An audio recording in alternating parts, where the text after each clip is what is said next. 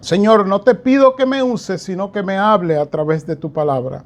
Y una vez que me hable, entonces le hablarás a todos los que escuchan. Gracias, Señor, en el nombre de Jesús. Amén. Amén. Este es el momento, hermanos, que predicamos la palabra del Señor. Hemos cantado, hemos orado y estamos listos para recibir en nuestras mentes, más allá de nuestras mentes, en nuestra conciencia, la palabra de Dios. El pasaje de hoy en Juan 16, 12 al 15 inicia una serie, escuche bien, sobre el Espíritu Santo. La serie se titula El Espíritu Santo en el creyente. Y sé que ustedes que están aquí y algunos que siguen los mensajes que predicamos dirán, pero usted habló el domingo pasado del Espíritu Santo, así que la serie inició el domingo pasado. No, el domingo pasado prediqué con el título El Espíritu Santo, garante y guía de nuestra transformación, basado en lo que dice la Biblia en 2 Corintios 3, 17 y 18. Que el Espíritu Santo prometido en Ezequiel 36, 27 trabaja en nosotros desde dentro para producir la transformación que necesitamos en nuestras mentes. Mostramos entonces que la obra de salvación es una obra que Cristo hace en el momento que nos convertimos a Él, pero que esa obra, escuche bien, de salvación es garantizada por el Espíritu Santo, según Efesios 1, 13 y 14. El Espíritu Santo dentro de nosotros nos mantiene salvos. Yo sé que nosotros en nuestra teología bautista decimos, no, la salvación no se pierde porque es por gracia, pero eso hay que revisarlo. La salvación no se pierde porque además de que es por gracia, escuche bien, el Espíritu Santo permanece en el creyente como garantía de su salvación. Eso lo dice Efesios 1, 13 y 14. La pregunta que quedó entonces es la siguiente. El Espíritu Santo es el garante de nuestra salvación, es el garante de nuestra transformación. Pero ¿cómo Él hace eso? ¿Cuál es la obra que hace el Espíritu Santo? Pues bien, hermanos, hoy comienza esta serie y lo primero que vamos a mostrarle es cómo el Espíritu Santo glorifica a Cristo en el discípulo, o sea, en el creyente. Ya sabemos que lo que pasó en el ser humano en Génesis 3 fue que el pecado, la desobediencia, introdujo en nosotros 3 sentimientos, miedo, vergüenza y culpa, que modificaron ese ser que había sido creado a imagen y semejanza de Dios. Si usted pregunta si todavía el ser humano es a imagen y semejanza de Dios, la respuesta es sí, porque es así Dios lo creó. Pero también la respuesta es que esa imagen y semejanza se ve enlodada, lacerada, golpeada, lastimada por esos sentimientos que entraron en nosotros, miedo, vergüenza y culpa. En Génesis 3, versículo 6, o más bien desde el 7 hasta el 13, usted ve cómo el ser humano al pecar se vuelve errático, desobediente, contiende con Dios. Por ejemplo, Adán, Dios sale a buscarlo después de haber pecado, como una muestra de que Dios es el mismo Dios de gracia en el Antiguo Testamento como en el Nuevo Testamento, entiéndase, por la eternidad. Hay una versión que dice que cuando Adán pecó y oyó la voz de Dios en el huerto, Adán se escondió, y dice una versión de la Biblia que Dios salió: Adán, Adán, ¿dónde estás tú?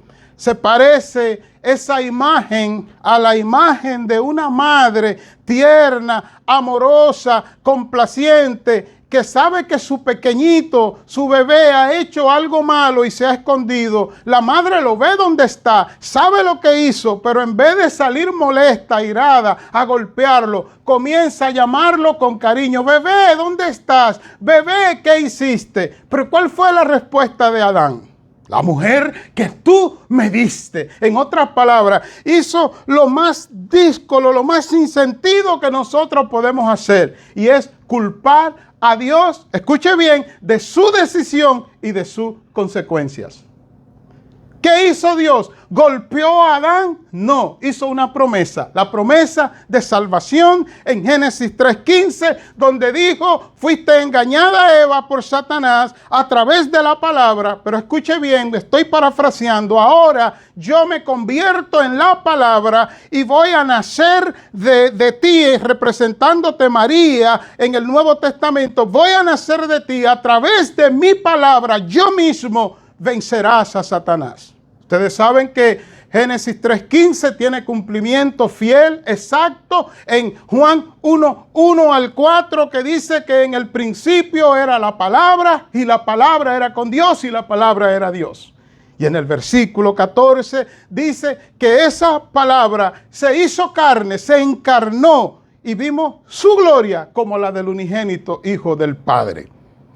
Usted preguntará, ¿qué tiene que ver eso con el Espíritu Santo? Pues bien, cuando nosotros creemos en Cristo somos salvados, pero hay un problema.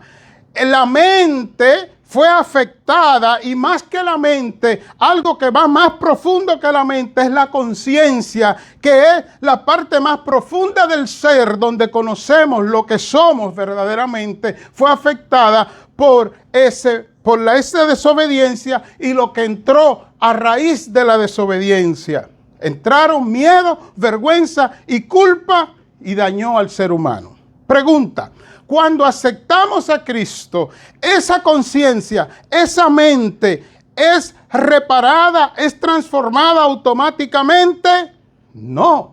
Jesucristo nos salva y entonces pone el Espíritu Santo para que el Espíritu Santo, a través de su palabra, pueda ir haciendo esa obra de transformación y de restauración de manera paulatina, gradual. Ejemplo, Romanos 7, el apóstol Pablo deja saber que él se siente un miserable. Él dice: miserable de mí, ¿quién me librará de este cuerpo de muerte? Y usted sabe que cuando él dice este cuerpo de muerte, no se refiere a las manos, no se refiere a la cabeza, a los pies, se refiere a su estado de conciencia dañada, afectada por el pecado. El apóstol Pablo reclama en el capítulo 8 de Romanos que eso sucede a través del Espíritu Santo, que el Espíritu Santo es quien hace esa obra. Por eso hoy en esta serie inicio con el título, escuche bien, el Espíritu Santo glorificando a Cristo en el creyente. En el capítulo 16 de Juan, Jesús, estando a unos pasos de ser arrestado, crucificado y después para resucitar e irse con su Padre, Jesús da una promesa. Pero además de una promesa, da una explicación. Escuche bien, versículo 12. En la versión Reina Valera 2020, Jesús dice: aún tengo muchas cosas que deciros. O sea, cosas que decirle. Pero escucha ahora, pero ahora no la podéis sobrellevar. Este término sobrellevar, para que usted pueda entender, no es lo que usted piensa, no es algo que usted arrastra con usted y que usted está llevando y que eso es sobrellevar en nuestro idioma. Pero en el idioma de la Biblia, esta palabra sobrellevar significa recibir una enseñanza difícil de asimilar. Se ve en la práctica como una estructura, algo que forma una estructura que ahora transforma todo lo que está a su alrededor. Parafraseado entonces en Juan 16:12, lo que Jesús está diciendo, yo quiero decirle algo, escuche bien, que va a cambiar su estructura. Yo quiero decirle algo que va a cambiar todo lo que son ustedes, pero no están listos para eso. ¿Qué le faltaba a los discípulos y a nosotros para que pudiéramos sobrellevar esa estructura? El versículo 13 da la respuesta. Dice Jesús: pero, y sabe usted que el pero en español forma un contraste. Yo dije esto, que no puede suceder. Entonces ahí viene el contraste. Pero ¿cómo hago que suceda? Pues de esta forma. Oiga como dice el 13. Pero cuando venga el Espíritu de verdad, escuche ahora, Él os guiará a toda la verdad. De manera que medite un momento que lo que Jesús está diciendo es que Él quería decirle algo a los discípulos y a nosotros que iba a formar una estructura que iba a transformar todo en nuestras vidas, pero que esa estructura primero tenía que ser a través del Espíritu Santo y segundo, la estructura de la que habla Jesús en el pasaje se refiere a la verdad, a la palabra.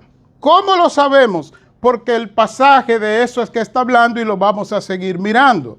No pierda usted de perspectiva que la promesa de Génesis 3:15 de que el Hijo de la Mujer, Jesucristo, aplastaría la cabeza a Satanás, tiene cumplimiento literal en Juan 1:1 hasta el 4 y el versículo 14, donde dice que Jesús, la palabra, se encarna y vimos su gloria como la del unigénito del Padre.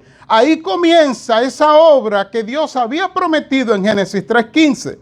De manera que la obra que Dios quiere hacer en nosotros está relacionada, conectada, está ligada de manera inseparable a la verdad. ¿A cuál verdad? A su palabra. Una vez más, leo el versículo 12. Aún tengo muchas cosas que deciros, pero ahora no la podéis sobrellevar. O sea, esa estructura que quiero formar en ustedes, ese edificio, no lo pueden llevar. ¿Y cómo lo pueden llevar? Cuando venga el Espíritu de verdad. Pero ¿qué va a hacer el Espíritu de verdad en ustedes? ¿Qué va a hacer en nosotros? Pregunta. Pues Él os guiará a toda la verdad. Porque no hablará por su propia cuenta, sino que hablará todo lo que oyere y os hará saber las cosas que habrán de venir. Mis amados hermanos, es importante que nosotros estudiemos, prediquemos y escuchemos sobre la obra del Espíritu Santo en nosotros. Porque hay algunos creyentes que creen que el Espíritu Santo está para hacer manifestaciones místicas. A diario hablo con personas que me dicen, uy, mira cómo el Espíritu me ha tocado. El Espíritu te ha tocado, pero el brincar, saltar, moverte o tener una manifestación física, eso no es del Espíritu, eso es de ti. Tus emociones, tus sentimientos, tu forma de ser te lleva a ese toque del Espíritu a manifestarlo de diferentes maneras. Les doy ejemplo. Regularmente, cuando el Espíritu me toca, yo lloro. Regularmente. Conozco personas que cuando el Espíritu los toca, se ríen. Conozco otras personas que cuando el Espíritu los toca, de hecho tengo un pastor amigo, se queda en silencio, como si estuviera suspendido en el aire. Y de todo lo dicho, quiero insertar esta pregunta. Todo eso que hablé, todas esas manifestaciones del toque del Espíritu, ¿cómo es que realmente el Espíritu toca? Escuche ahora, cada vez que hay un toque del Espíritu, tiene que ser porque la palabra de Dios ha sido enviada y la palabra de Dios, que es la espada del Espíritu, el Espíritu la usa para producir eso en nosotros.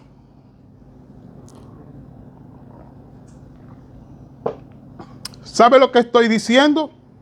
Que el Espíritu no está para darte corrientazos. El Espíritu no está para levantarte en las noches y darte profecía. El Espíritu está para, escuche bien, producir esta obra, este edificio que es Cristo en nosotros a través de su palabra. ¿Dónde lo dice? Versículo 13. Pero cuando venga el Espíritu de verdad, Él os guiará a toda la verdad. Porque no hablará por su propia cuenta, sino que hablará todo lo que oyere y os hará saber las cosas que habrán de venir. Recuerde que nuestro título es El Espíritu Santo glorificando a Cristo en el creyente. Entonces, otra pregunta que debemos responder. ¿Cómo el Espíritu Santo glorifica a Cristo en el creyente? Esa es la pregunta que es central en este mensaje. Porque si el Espíritu Santo no está para dar corrientazo, para parecer más bien algo de adivinación, que tú dices, mañana va a suceder esto, sino para formar el edificio de la palabra de Dios en ti, o sea, Cristo en su palabra, ¿cómo entonces es que Él glorifica a Cristo? La respuesta está en el versículo 14 y escúchenlo en la versión NTV como lo dice. Me glorificará porque les contará todo lo que reciba de mí. Aleluya. Escúchelo otra vez. Él glorifica a Cristo porque les contará a través de la palabra, obvio, todo lo que reciba de mí. Si usted quiere ver esto más simplificado, en Juan 8:32, el Señor dice, y conoceréis la verdad, y la verdad os hará libres. Y algunos creen que ese pasaje o ese texto de Juan 8:32 se refiere al momento de la conversión. Créame que hay mucha gente que se convierten a Cristo y todavía no son libres porque todavía no conocen la verdad de Cristo. En otras palabras, son salvos, no estamos discutiendo eso, pero todavía no conocen el propósito de Cristo en la vida de ellos. Escucha ahora, no conocen la identidad de ellos en Cristo. Yo conozco personas que dicen, yo soy un hijo de Dios. Mi identidad es la de Cristo. Yo soy un príncipe de Cristo. Yo soy una princesa de Cristo. Y yo le añado a eso de manera sarcástica, pero también de manera intencional. Pregunto, hermana, hermano, y todo eso que tú eres, a la hora de tomar tus decisiones por Cristo, a la hora de verte frente al pecado, ¿eso no es cierto también? Y cierro el paréntesis. Y algunos se ponen serios porque no les gusta lo que estoy diciendo. Porque algunas veces, algunos hermanos, y no estoy acusando a nadie en particular, están hablando de lo que significa la identidad de Cristo en ellos con relación a los beneficios de las cosas que ellos quieren. No en relación, escuche bien, del sacrificio que ellos deben hacer como hijos de Dios. De manera que el Espíritu Santo en nosotros produce esa verdad absoluta, esa verdad que nosotros necesitamos. ¿Cuál es la verdad? Que le pertenecemos a Cristo. Escuche cómo esto se ve de una forma que lo podemos parafrasearlo y entenderlo. Versículo 15 dice Jesús, todo lo que tiene el Padre es mío. Por eso dije que lo que os dé a conocer lo recibirá de mí. La versión Nueva Traducción Viviente lo dice, todo lo que pertenece al Padre es mío. Por eso dije, escucha ahora, el Espíritu les dirá todo lo que reciba de mí. Comienzo a hacer aplicación para luego concluir.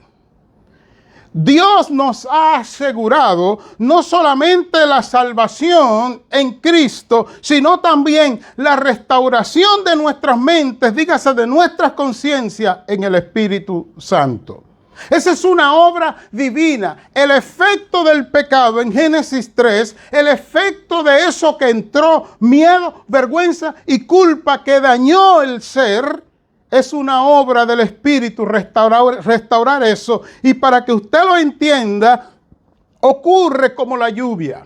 Cuando está lloviendo, usted no produce los químicos que mojan. Usted no produce la lluvia. Usted no produce el tiempo en que cae la lluvia. Si usted quiere mojarse con la lluvia, lo único que tiene que hacer o puede hacer es depositarse debajo de la lluvia. Así el Señor ha dado su Espíritu, estableciendo que antes de tener el Espíritu no estábamos listos para recibir esa estructura de la verdad del Señor. Eso que Dios quería, un nuevo concepto de vida para nosotros, pero que ahora el Espíritu Santo lo trae y glorifica a Cristo, y la forma como glorifica a Cristo es trayéndonos la verdad de Cristo a nuestras vidas en su palabra. Me glorificará porque les contará todo lo que reciba de mí. Aleluya. El Espíritu Santo, hermano, cada vez que usted lee la Biblia, ustedes, los que me conocen, saben que soy un lector asiduo, que leo toda clase de libros. Y yo nunca he visto un libro que cuando usted lo lee, el libro le dice lo que usted no debe hacer, pero le dice también lo que debe hacer, pero también le dice cómo hacerlo y también le dice los resultados finales de hacer lo que le está llamando a hacer. Usted no dijo amén, pero eso es así. La Biblia es única. La Biblia te dice, no lo hagas así, hazlo de esta manera. Y si lo hace de esta manera, esto es lo que vas a tener. La Biblia es un libro claro, pero ahora le pregunto, y estoy con esto arribando a mi parte final. La pregunta ya del final es la pregunta más importante. ¿Cree usted que la mente suya, la mente mía, infectada de miedo, de vergüenza y de culpa, atacada por Satanás y sus demonios, podría resistir, resistir, analizar, razonar y cumplir esta palabra? No puede hacerlo. Por eso el Espíritu Santo está en nosotros y va más allá de nuestras mentes, va a nuestra conciencia para decirnos cuando leemos la palabra, esa es la palabra de Dios. Tú eres un hijo de Dios. Vive por esa palabra de Dios. Pastor, ver eso en Romanos 9:1. Escucha cómo dice el apóstol Pablo, inspirado en el Espíritu Santo. Soy seguidor de Cristo. ¿Ok? ¿Y cómo lo sabe? Escucha ahora. El Espíritu Santo guía mi conciencia y me dice que no estoy mintiendo. Digo la verdad. Aleluya. El Espíritu Santo glorificando a Cristo en el creyente. Y la conclusión es que lo hace a través de su palabra. Juan 16, 12 al 15. Mis queridos amados hermanos y queridos amigos, el saber que Cristo mora en su Espíritu Santo nos llama a comprometernos a no dañar nuestras mentes, dígase nuestras conciencias, sino a que nos posemos en obediencia ante la palabra de Dios. Nos posemos como lo hacemos debajo de la lluvia para ser mojados por ella.